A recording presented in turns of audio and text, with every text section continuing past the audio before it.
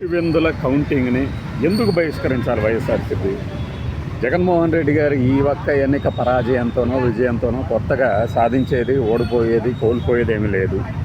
ఆయన మాటకు ఆయన హాయిగా భీమవరంలో మాజీ ఎమ్మెల్యే గారి కుమార్తె పెళ్లికి వెళ్ళొచ్చారు, హాయిగానే ఉన్నారు, కార్యకర్తలు హాయిగానే ఉన్నారు. కానీ ఇంత టెన్షన్ మీద పోటీ చేసి కౌంటింగ్ దగ్గర మాత్రం కౌంటింగ్ సెంటర్ దగ్గర నుంచి ఎందుకు వెళ్లకుండా ఉండాలి?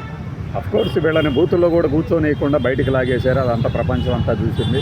మొదటి రోజున అర్థం కాకపోయినా ఈ పాటికి హైదరాబాద్లో ఉన్న వాళ్ళకు కూడా అర్థమైపోయింది అది ఎట్లా జరిగింది ఆ ఎన్నిక అనేది. అయినా కూడా కౌంటింగ్ సెంటర్కి వెళ్ళాలి కదా, వెళ్ళేసి వాళ్ళ ముఖాలు చూడాలి కదా, మనం వేసుకున్న ఓట్లు ఎలా పడుతున్నాయి, మనకు పడుతున్నాయా లేదా అనేది వాళ్ళు ఎలా గమనిస్తున్నారు అనేది ఆ ముఖ చిత్రాలు కూడా గమనించాలి కదా. కౌంటింగ్ని బహిష్కరించడంతో వాళ్ళ మొహం మీద కాగితం విసిరేసి వచ్చినట్లే అవుతుంది. కానీ కౌంటింగ్ సెంటర్లో ఉండాలి కదా, కౌంటింగ్ సెంటర్లో ఉండి చూడాలి కదా వాళ్ళ ఫీలింగ్.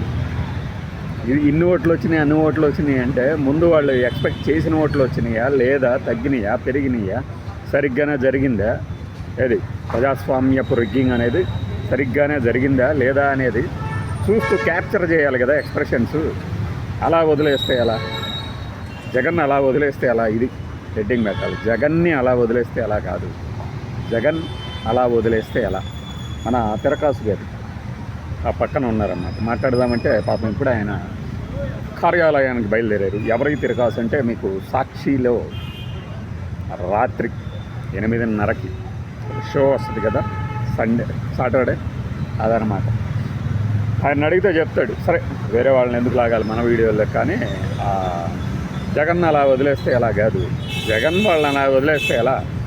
కౌంటింగ్ సెంటర్లో కూర్చోవాలి, దాన్ని కూడా చూపించాలి కెమెరాల ముందు, ఎలా జరుగుతుంది కౌంటింగ్, వాళ్ళ ఉత్సాహం ఏంటి, ఏ ప్రోత్సాహంతో ఇలా రెచ్చిపోయి ఈ 10 నెలల జెడ్పీటీసీ మెంబర్షిప్ కోసం ఇంతగా పోరాడారు అనేది వాళ్ళకి తెలియాలి కదా.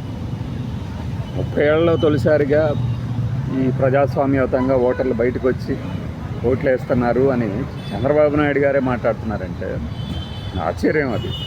ఈ 30 ఏళ్ళలో టీడీపీ గవర్నమెంట్ ఎన్నేళ్ళు ఉంది అక్కడ? మరి టీడీపీ ప్రభుత్వం హయాంలో కూడా అక్కడ అక్రమాలు జరిగాయి. ఇప్పుడు మాత్రం అక్రమాలు లేకుండా స్వేచ్ఛగా ఎవడి ఓటు వాడే వేసుకున్నారా? అదేనా ఆయన చెప్పింది? దాని అర్థం అదే కదా. మరి ఇక్కడ జరిగింది ప్రజాస్వామ్యపు రిగ్గింగు అంటే కాదు ఓటింగ్ జరిగింది అని ప్రూవ్ చేస్తాము అంటే దానికోసమైనా వెళ్ళాల్సిందే కదా, దానికోసమైనా ఖచ్చితంగా వెళ్ళాల్సిందే కదా. ఆ రిగ్గింగ్ ప్రక్రియ సాఫీగా సాగిందా లేదా? ఇప్పుడు కొంతమందికి ఆశ్చర్యం వేస్తుంది, ఏంటి వీళ్ళు రిగ్గింగ్ అంటారు, అది ఓట్లు వేశారు కదా. పైగా నిన్న 2 రీపోలింగ్ జరిగితే మనం చెప్పాం కదా, రీపోలింగ్ డిమాండ్ చేశారు, 2 చోట్ల మాత్రం పెట్టారు. ఇప్పుడు ఆ 2 చోట్ల రీపోలింగ్ సగం మంది ఎందుకు వెళ్ళారు? మరి స్వేచ్ఛగా